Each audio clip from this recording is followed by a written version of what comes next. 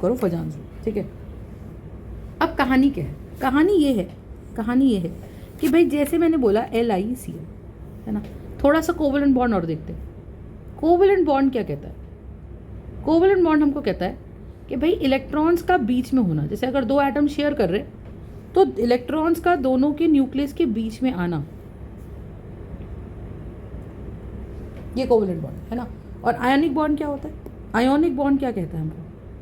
Ionic bond कहता है कि भाई एक इलेक्ट्रॉन का पूरी तरह से इलेक्ट्रॉन्स को दे देना एक एटम का, और एक एटम का पूरी तरह से उस इलेक्ट्रॉन को अपनी तरफ ले लेना, है ना। तो हम ये बोले कि आयनिक बॉन्ड के अंदर क्या सीन है और कोवेलेंट बॉन्ड के अंदर क्या सीन है। बात समझ आ रही है? तो जब भी हमारे पास कोवेलेंट बॉन्ड है और जब भी हमारे पास आयनिक बॉन्ड है, तो आयनिक बॉन्ड में क्या हो रहा है? एक कंप्लीट ट्रांसफर हो जाता है। और हम तो ये सोच के बैठ जाते हैं कि भाई इसने ए एटम ने इलेक्ट्रॉन दे दिया तो बी एटम ने इलेक्ट्रॉन ले लिया, है ना। तो अब यहाँ से हम क्या बोले, ध्यान से देखो तो कहानी क्या है। अब LICL का केस देखते हैं, ठीक है।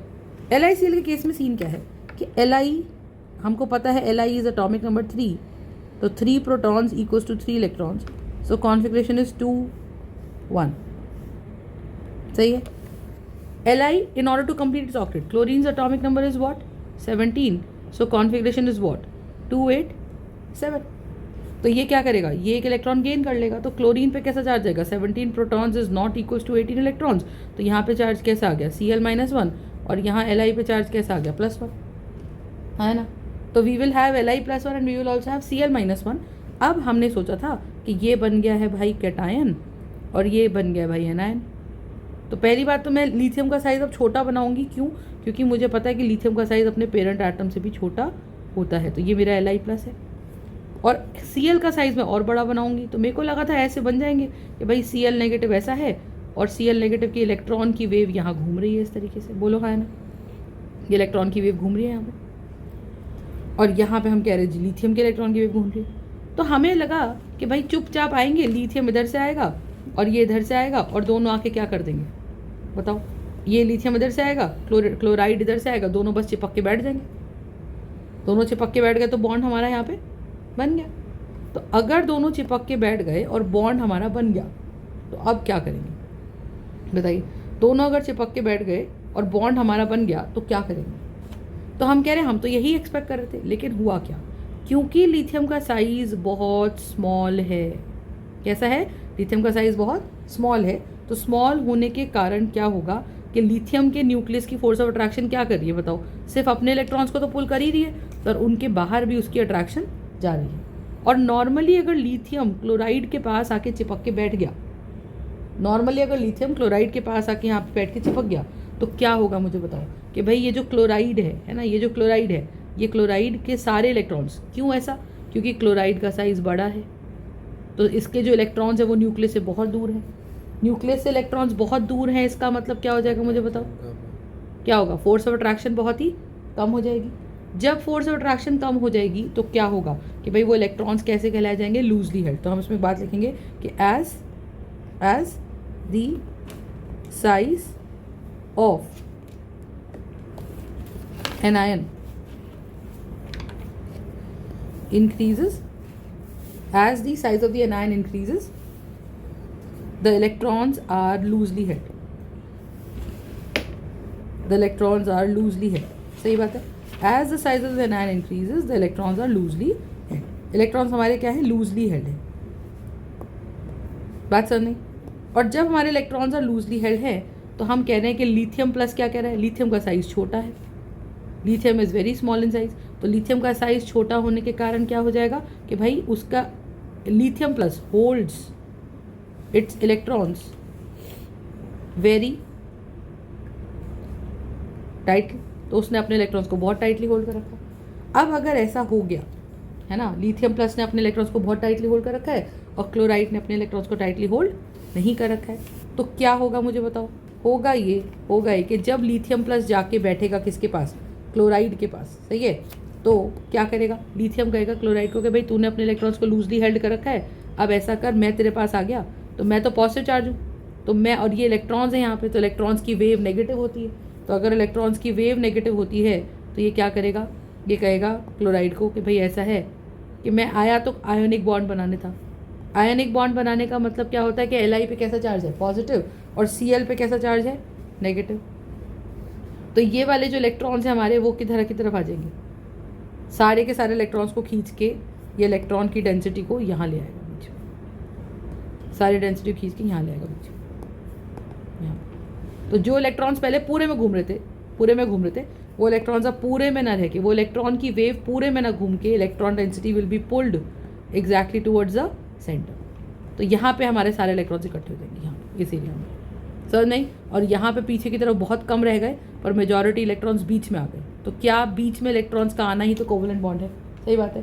तो अगर यही इलेक्ट्रॉन वेव इक्वली डिस्ट्रीब्यूटेड होती हर जगह तो ये प्रॉपर एनायन होता और लिथियम प्लस प्रॉपर कैटायन होता, पर ऐसा सच में नहीं हुआ। क्यों?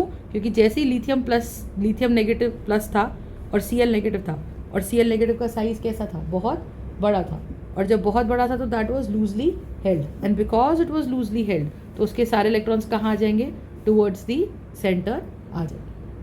समझ में आ गई? और सेंटर में आने का मतलब ही क्या है कि भाई एक बने बनाए अच्छे खासे कोवेलेंट आयनिक बॉन्ड के अंदर कोवेलेंट कैरेक्टर इम्पार्ट हो गया।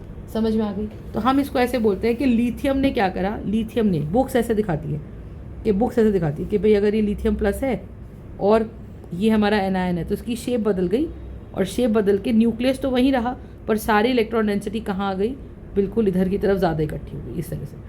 तो बुक्स कहती हैं कि ज़्यादा एनायन की शेप को डिफॉर्म कौन कर सकता है, एनायन की शेप को डिफॉर्म मतलब इलेक्ट्रॉन वेव को सेंटर में कौन ला सकता है, हम कहते हैं एक ऐसा कैटायन जो साइज़ में छोटा है।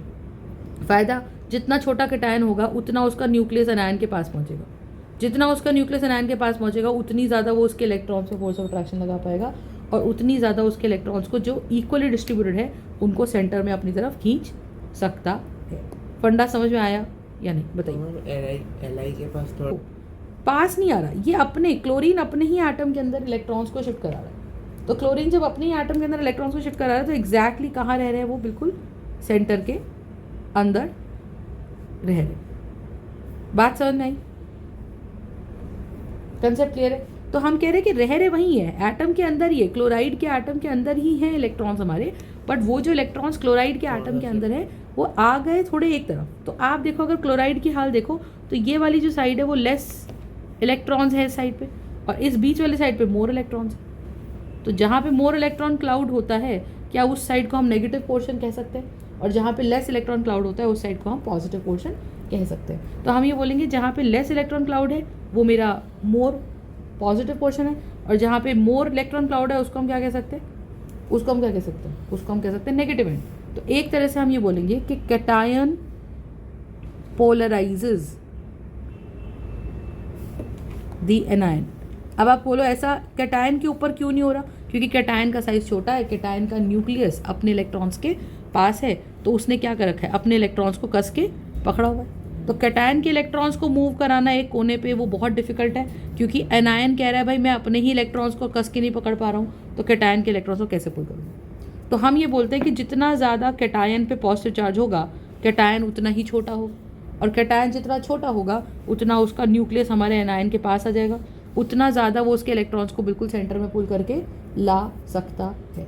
समझ में आ रही है? और क्योंकि वो सेंटर में इलेक्ट्रॉन्स को ला सकता है इसका मतलब क्या है मुझे बताओ, क्योंकि वो सेंटर में इलेक्ट्रॉन्स को लेके आ सकता है इसका क्या मतलब है मुझे बताओ, कि भाई यहाँ पे मेरे पास क्या आ गया, कोवेलेंट कैरेक्टर डेवलप हो गया। समझ में आया? तो दिखने में ऐसा लगता है कि लिथियम एक आयनिक कंपाउंड है, ठीक है, दिखने में ऐसा लगता है कि it seems to be an ionic compound. Yes, it seems to be an ionic compound, but it is actually a covalent compound. It is actually a covalent compound. फंडा समझ में आया? तो जितने ज़्यादा आप एनायन के इलेक्ट्रॉन्स को सेंटर में खींच के ला सकते हो वो इसका पोलराइजेशन करा दिया एनायन का। कंप्लीटली कोवेलेंट तो कुछ नहीं होता। आप ये बोल सकते हो कि मैम हाँ इसके अंदर LiCl के अंदर 60% कोवेलेंट कैरेक्टर आ गया तो 40% आयनिक भी है ना। तो अगर जिसका परसेंटेज ज़्यादा है हम कहते हैं ये बॉन्ड वैसा है, जैसे फॉर एग्जांपल 70% कोवेलेंट है 30% आयनिक है तो हम कह रहे हैं कोवेलेंट है। लेकिन अगर हमारे पास 50% कोवेलेंट है 50% आयनिक है तो फिर उस केस में हम कुछ डिसाइड नहीं कर सकते। उस केस में हम बोल सकते हैं कि ये बॉन्ड एक it is exactly in the middle of ionic and covalent, ये कभी कभी आयनिक भी बिहेव कर जाएगा, कभी कभी ये कोवलेंट भी बिहेव कर जाएगा। यही से कंसेप्ट निकल के आता है हमारे एम्फोटेरिक कंपाउंड्स का, जो एसिडिक भी हैं और बेसिक भी हैं। ठीक है, इतना समझ में आया फंडा, राइट? NaCl एम्फोटेरिक क्या है देखते हैं, देखो अब यहाँ हमें क्या समझना है, इतना समझे? तो जैसे अगर मैं तुमसे बोलूँ कि SnCl2 और SnCl4, अब मैंने इन दोनों में क्या करा, हमें पता है कि हर कंपाउंड एक कैटायन और एक एनायन से बनता है। तो if I look at SnCl2 तो ये क्या है, Sn+2 है और Cl -1 है। और SnCl4 की बात करें तो Sn क्या है, Sn+4 है और Cl -1 है। तो हम ये बोले कि this is Sn+2 and Cl -1, Sn+4 and Cl -1। Chloride तो remain same, chloride ion remains the same, yes और नो? क्लोराइड आयन तो हमारा सेम रहता है, बट जो हमारा कैटायन है ये Sn+2 है और ये Sn+4 है, मतलब 10 का ही चार्ज है। तो आप मुझे बताओ कि 10+4 छोटा कि 10+2 छोटा? जितना ज़्यादा पॉजिटिव चार्ज मतलब उसने उतने ज़्यादा इलेक्ट्रॉन्स लूज करें, और जितना ज़्यादा पॉजिटिव चार्ज उतना साइज में कैटायन का साइज छोटा। ये हमने सीखा था कि Mg+2 छोटा था Mg+1 से। तो यहाँ पे हम क्या सीखें कि भाई Sn+4 जो है, जिसको हम स्टैनिक कहते हैं, stannic is smaller than Sn+2 which is less than stannous. समझ में आ रही? तो as a result we have stannic and we will also have stannous. तो जिसका साइज छोटा तो हम कहेंगे कि Sn+4 has more polarizing power, मतलब बीच में इलेक्ट्रॉन्स खींच के लाने की जो पावर है, हैज़ मोर पोलराइजिंग पावर। तो बीच में इलेक्ट्रॉन्स खींच के लाने की जो पावर है वो क्या है, वो Sn+4 की है। समझ में आ गई? और Sn+2 की अगर हम बात करते हैं तो Sn+2 क्या है मेरे पास, स्टैनस है। स्टैनस की पोलराइजिंग पावर लेस है, so it has less polarising,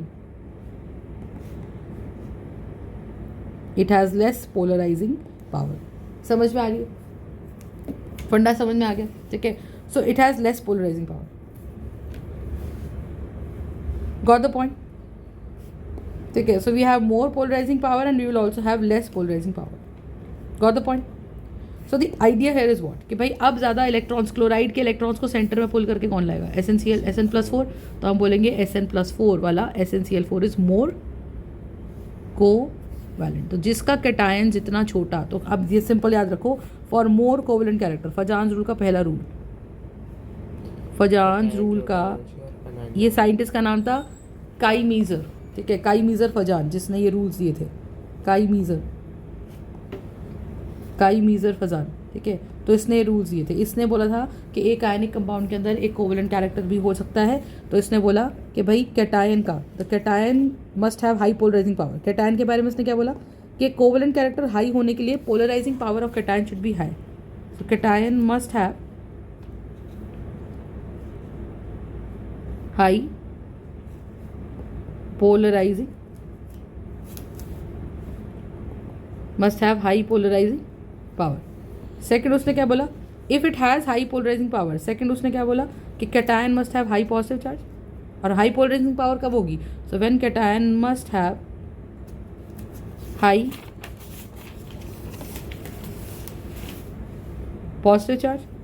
और तीसरा when cation is smaller in size, cation is smaller,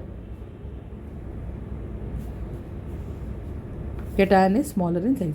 तो कैटायन जितना छोटा, जितना ज़्यादा पॉजिटिव चार्ज उतना छोटा और उतनी ज़्यादा उसकी पोलराइजिंग पावर। फंडा समझ में आ गया या नहीं, बताइए? Is that part clear? तो कैटायंस के बारे में ये हो गया। तो अगर मैं आपसे पूछूं कि बताओ Li+ की पोलराइजिंग पावर ज़्यादा कि Na+ की, कि K+ की, कि Rb+ की, तो डाउन द ग्रुप साइज बढ़ता है। तो Li+ की पोलराइजिंग पावर सबसे ज़्यादा, क्योंकि सब पे चार्ज जब सेम है। ये एग्जाम्पल कैसा है कि सब पे चार्ज हमारा सेम है, देख लो +1 +1 +1 +1। लेकिन लिथियम कैसे आते हैं, कैसे लिखे जाते हैं, down the group, lithium, sodium, potassium, rubidium, caesium. तो down the group size goes on increasing. क्यों भाई? लिथियम के अंदर 2 शेल्स है, सोडियम में 281 है, पोटेशियम में 4 शेल्स है। बोलो, तो number of shells down the group बढ़ रही है। और नंबर ऑफ शेल्स अगर डाउन द ग्रुप बढ़ रही है तो हम यहाँ से क्या बोलेंगे कि शेल्स का डाउन द ग्रुप बढ़ने का मतलब, शेल्स का डाउन द ग्रुप बढ़ने का मतलब क्या, बताइए? शेल्स का डाउन द ग्रुप बढ़ने का मतलब कि भाई साइज भी बढ़ता है। What is size of an atom? Distance from the nucleus till the last shell. तो किसी में अगर 4 शेल्स है तो अगर उसमें 4 शेल्स बढ़ गई, मान लो 1 और 2 और 3 और 4, तो 4 शेल्स बढ़ने का मतलब क्या है कि भाई मैम उनका साइज़ हमारा बहुत बड़ा है। तो more the shells more the size, more the size less is the polarizing power of the cation. समझ में आ गई बात? तो less is the polarizing power of the cation. Is this part clear? So we'll have lithium, we'll have sodium, we'll have potassium, we'll have rubidium, and we will also have cesium. फंडा समझ में आ गया? Polarising power का मतलब कि covalent कितना बनाएगा? Polarising power का मतलब एनायन के इलेक्ट्रॉन्स को सेंटर में खींच के लाना। तो जितना वो छोटा होगा वो एनायन के उतना ही करीब होगा, उसका न्यूक्लियस उतना ही करीब होगा, जितना पास होगा उतना ज़्यादा वो इलेक्ट्रॉन्स को सेंटर में खींच के ला सकता है। समझ में आ गई बात? इज दिस पार्ट क्लियर और not just telling? Is it clear? ठीक है, सो this is one part about the SnCl2। और देखो अब जैसे फॉर एग्जाम्पल मैं आपको बोलती हूँ LiCl, NaCl, KCl और RbCl। Now my first question is arrange the following compounds. लिखो arrange the following compounds in the increasing order of, in the increasing order. Increasing order का मतलब ऑफ कोवेलेंट कैरेक्टर, मतलब सबसे कम covalent character से सबसे ज़्यादा covalent character. Li का सबसे बड़ा फिर Li, अब देखो हम कह रहे हैं भाई क्लोराइड तो सब में सेम है, हाँ, क्लोराइड तो सब में सेम है। अब अगर क्लोराइड सब में सेम है तो उससे क्या समझ में आया कि मैम क्लोराइड तो सब में सेम है, मतलब पुल करने के ऊपर डिपेंड करेगा अब कैटायन कितना पुल करेगा। और हमको पता है कि लिथियम का साइज़ सबसे छोटा है, फिर Na का साइज़ बड़ा है, फिर K+ का साइज़ बड़ा है, और फिर Rb+ का साइज़ बड़ा है। बोलो है ना? तो Li+ का साइज़ अलग है, फिर Na+ का साइज़ है, फिर K+ का साइज़ है, फिर Rb+ का साइज़ है। जैसे जैसे साइज़ बढ़ेगा, है ना, जैसे जैसे साइज़ बढ़ेगा तो क्या होगा मुझे बताओ? Li+ है, Na+ है, K+ है और Rb+ है। तो जैसे जैसे साइज़ बढ़ रहा है वैसे वैसे पोलराइजिंग पावर कम हो रही है। तो ये क्या हम कह रहे हैं कि ये साइज़ का भी ऑर्डर है, size increases in this order. तो पोलराइजिंग पावर कम किसकी? इलेक्ट्रॉन्स को अपनी तरफ, जिसका साइज़ छोटा उसकी polarizing power PP। Polarizing power क्या होती है? Li+ की सबसे ज़्यादा, फिर Na+ की, फिर K+ की और फिर Rb+ की। और ऐसा अगर हो गया तो जिसकी पोलराइजिंग पावर ज़्यादा वो एनायंस के इलेक्ट्रॉन्स को खींच के सेंटर में ज़्यादा लेके आ पाएगा। तो हम बोलेंगे Li+ के अंदर कोवेलेंट कैरेक्टर सबसे ज़्यादा, तो सबसे ज़्यादा LiCl के अंदर है। तो अब सबसे कम किसके अंदर है बताओ कोवेलेंट कैरेक्टर? Rb+ बहुत बड़ा है। तो क्लोराइड अगर इतना बड़ा है तो Rb+ भी बहुत बड़ा है। अब बड़े होने के कारण देखो क्या हो रहा है कि Rb+ का बड़ा होने के कारण क्या हो रहा है कि उसका जो न्यूक्लियस है उसके इलेक्ट्रॉन्स की यहाँ तक दूरी बहुत बढ़ गई। तो इलेक्ट्रॉन्स को बीच में पुल करने के लाने का नेचर कैसा है क्लोराइड का? बहुत ही कम हो गया। समझ में आ गई बात?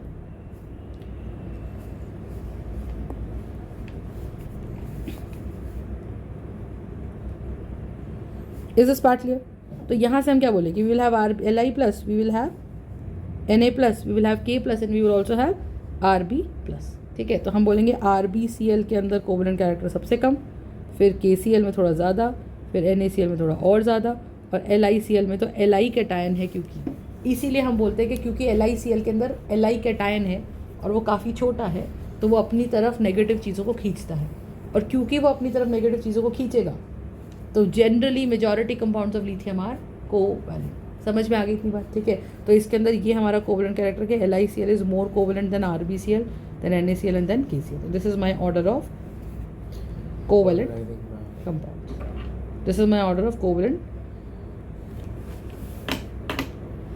Compounds. Is this part clear? ठीक है, तो ये हमारे पास जाता है। फिर एक और देखो, अगर मैंने बोला कि मेरे पास है LiF, LiCl, next question, LiBr and LiI, ऐसा। तो अब आपसे अगर मैं पूछूँ कि ज़्यादा कोवलेंट कौन, ठीक है, तो आप बोलोगे कि मैम लिथियम तो सब में सेम है, यानी कि कैटायन तो सब में सेम है, कैटायन, हाँ कैटायन रिमेन सेम, लेकिन फ्लोराइड से बड़ा क्लोराइड होता है साइज़ में, क्लोराइड से बड़ा ब्रोमाइड होता है साइज़ में, है ना, क्लोराइड से बड़ा ब्रोमाइड होता है साइज़ में, और सबसे बड़ा आयोडाइड होता है। तो iodide down the group size increases, down the group size increases. और अगर down the group size increases इसका मतलब आयोडाइड का साइज बहुत बड़ा है, ये आयोडाइड है। और यहाँ पे मेरे पास कौन है? Li+ है। तो अगर मेरे पास यहाँ पे Li+ है, अगर मेरे पास यहाँ पर Li+ है तो Li+ छोटू सा है, तो छोटू सा होने के कारण न्यूक्लियस और एनायन के बीच में डिफरेंस कम पड़ा। आयोडाइड बड़ा होने के कारण कह रहा है जी मैं तो इतना बड़ा हूँ साइज में कि मैं तो अपने इलेक्ट्रॉन्स को पकड़ ही नहीं पा रहा। और क्योंकि आयोडाइड का साइज बड़ा है तो हम क्या बोलेंगे आयोडाइड। तो cation remain same Li plus. Iodide हम बोलेंगे आयोडाइड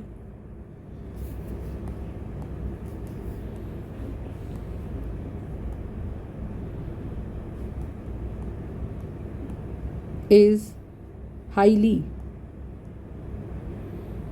polarizable। आयोडाइड कैसा है? Is highly polarisable. समझ में आ रहा है? आयोडाइड कैसा है? Highly polarisable. समझ में आ गई बात? तो अगर आयोडाइड हाईली पोलराइजेबल है मतलब साइज में बड़ा है, अपने इलेक्ट्रॉन्स को कस के पकड़ नहीं पा रहा है, तो वो इलेक्ट्रॉन्स को बिल्कुल सेंटर में लेकर आ जाएगा। समझ में आ गई?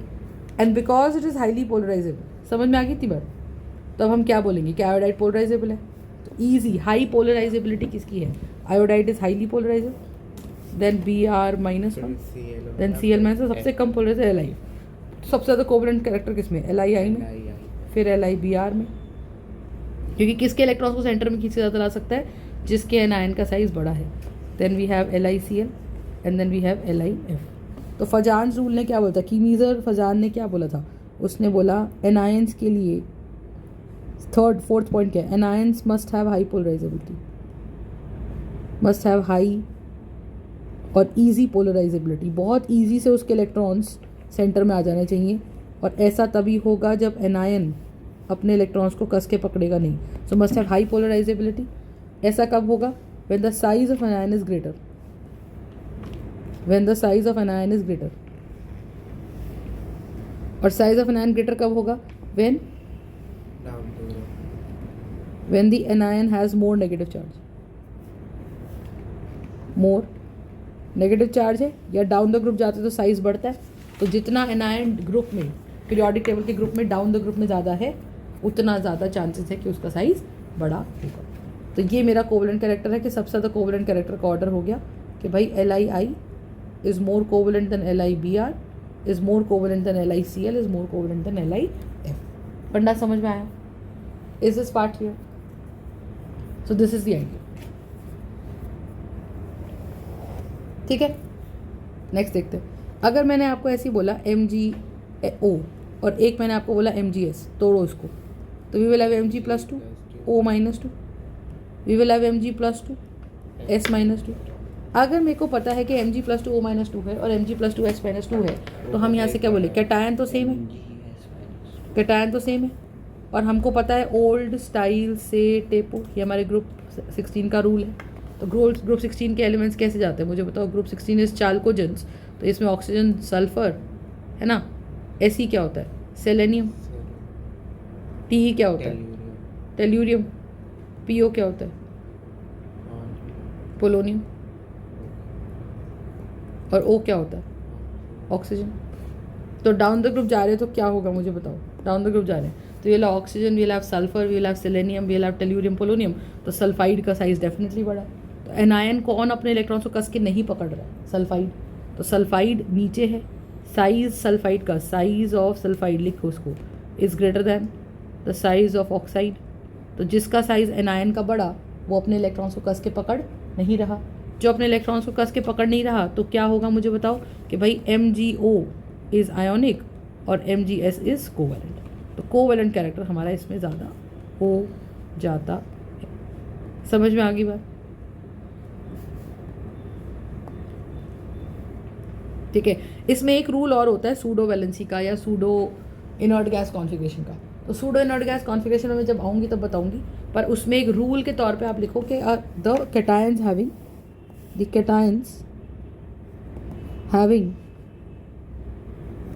Pseudo inert gas configuration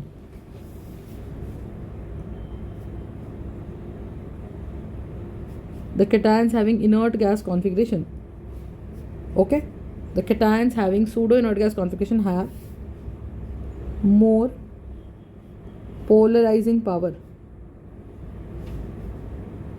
have more polarizing power than the cations having normal inert gas configuration, normal inert gas having normal inert gas configuration. So the cations having pseudo inert gas configuration have more polarizing power than the cations having normal inert gas configuration. ठीक है, ये क्या होता है ये सिखाऊंगी अभी के लिए सिर्फ इतना याद रखो. अब इससे एक चीज़ समझो कि जितना ज़्यादा कोवलेंट कैरेक्टर, अब मान लो मुझे ये पता चल गया कि भाई कोवलेंट कैरेक्टर ज़्यादा कहाँ, कोवलेंट कैरेक्टर कम कहाँ, है ना. तो फॉर एग्जांपल मैंने आपको जैसे एक एग्जांपल और दिया, मैंने कहा जी बताओ PbCl2 ज़्यादा कोवलेंट या PbCl4 ज़्यादा कोवलेंट. तो आपने दिमाग लगाया कि Pb+4 है, एक Cl-1 है, और Pb+2 है और Cl-1 है. तो कैटायन का जितना पॉजिटिव चार्ज ज़्यादा उतना साइज़ छोटा, कैटायन का साइज़ जितना छोटा उतना इलेक्ट्रॉन्स को सेंटर में खींच के लाएगा, उतना कोवलेंट कैरेक्टर ज़्यादा. तो कोवलेंट कैरेक्टर हमारा क्या हो जाएगा, PbCl4 का ज़्यादा हो जाएगा. ईजी टू से. अब हमने बहुत सारे प्रेसिपिटेट्स पढ़े, तो अगर मैं आपको बताऊँ AgCl, AgBr और AgI, अब बताओ Ag तो सब में सेम है. एनाइन की बात करो, क्लोराइड, ब्रोमाइड और आयोडाइड, सबसे ज़्यादा कोवलेंट कौन है, AgI, क्योंकि आयोडाइड का साइज़ बड़ा है किससे, ब्रोमाइड से, और उसका साइज़ बड़ा है किससे, सल्फाइड से, क्लोराइड से. हाँ है ना. और देखो सल्फाइड का जब आप साइज़ चेक करोगे, ठीक है, एक बार हम NCERT के टेबल भी देखेंगे तो आप देखोगे कि सल्फाइड का जो साइज़ होता है वो आयोडाइड से भी बड़ा होता है, क्योंकि उसमें -2 का चार्ज है. तो अगर मैं इसका देखूँ तो हम बोलते हैं कि भाई ये बनेगा Ag2S. सर नहीं. अब आप ये बताओ कि जैसे जैसे हमारे पास कैटायन तो सब में सेम है. If I break down Ag2S it is Ag+1 and it is S-2. तो कैटायन तो सब में सेम है.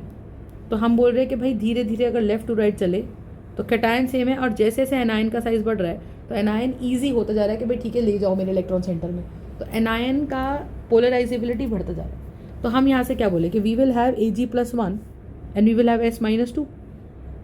समझे. और जब हमारे पास ऐसा है तो हम क्या बोल रहे हैं कि covalent character goes on increasing. ठीक है. और देखो covalent character goes on increasing. अच्छा, कोवलेंट कैरेक्टर जब बढ़ता है ना तो आपको ये याद रखना है कि colour intensity also goes on increasing. जितना कंपाउंड कोवलेंट ज़्यादा उतना वो कलर्ड ज़्यादा, ये ध्यान रखना. तो अगर मैं आपको सिंपल इतना पूछ लूँ कि which of the following would be black in colour, Ag2S. जितना कोवलेंट ज़्यादा इंटेंस कलर है, ये हल्के कलर्स है, येलो, पेल येलो, वाइट, ये लाइट कलर्स है. स्ट्रॉन्ग कलर्स की कैटेगरी में कौन आता है, स्ट्रॉन्ग कलर्स की कैटेगरी में आता है हमारे पास रेड, डार्क रेड, टमाटरी लाल, है ना, ऐसा वाला, काले रंग, ऑरेंज कलर, ये ब्राइट कलर्स हैं. तो काला रंग तो बहुत ज़्यादा है. तो जितना ज़्यादा कंपाउंड कोवलेंट उतना वो ज़्यादा डार्क शेड्स की तरफ जाएगा. तो colour gradient would be more towards the darker shades. Is it clear. तो हम कहते हैं colour intensity goes on increasing. The color intensity goes on increasing. तो आप मुझे बताओ, हमने ये चीज़ पढ़ी हुई है कि भाई AgCl वाइट होता है, AgBr पेल येलो होता है, AgI डार्क येलो होता है, और Ag2S कैसा होता है, ब्लैक होता है. तो जितना कोवलेंट कैरेक्टर ज़्यादा उतना कलर ज़्यादा. समझ में. अच्छा, फिर सीखेंगे. More the covalent character less is the melting point. तो अलॉन्ग द पीरियड अगर कोवलेंट कैरेक्टर बढ़ रहा है इसके अलॉन्ग, तो हम कहते हैं कि the melting point goes on decreasing. Covalent character बढ़ता जाएगा, melting point goes on decreasing. तो अगर मैं आपसे पूछूं कि मेल्टिंग पॉइंट सबसे कम किसका, AgI का सबसे कम, है ना, क्योंकि उसका कोवलेंट कैरेक्टर सबसे ज़्यादा. फिर कौन, फिर AgBr का, फिर कौन, AgCl का. फंडा समझ में आया. So this is how we must have AgI and we must have AgBr and we must have AgCl. ठीक है. कोई दिक्कत इसके अंदर तो बताइए. Is it clear. पक्का समझ में आ गई बात, बताइए. ठीक है. तो कोवलेंट कैरेक्टर का अपने को बहुत सारी चीज़ों के हिसाब के ऊपर इम्पैक्ट पड़ जाता है. समझ में आ जाएगी.